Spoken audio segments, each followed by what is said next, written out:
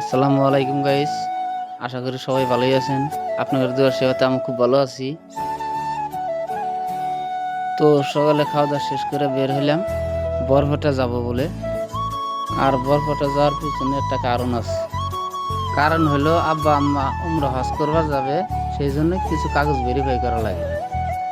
এটা হলো আমাদের সুগারজার পারঘাট।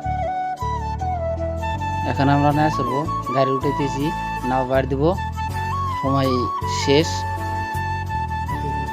আপনারা দেখতে থাকুন আমরা কি কি করি, সবাই সাথে থাকেন।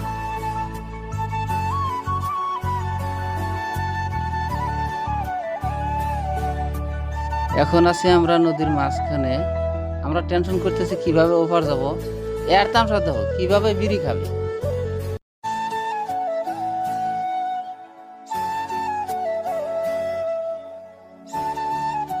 উপরে মেঘ, নিচে নদী, কি সুন্দর লাগতেছে। প্রকৃতির দৃশ্য কি সুন্দর, এটা না দেখলে বুঝতামই না।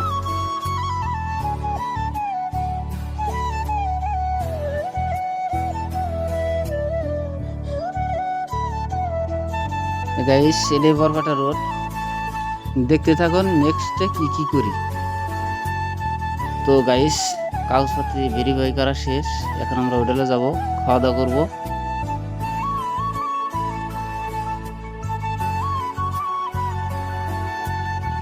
তো খাওয়া দাওয়া করার জন্য আসলাম হোটেলে।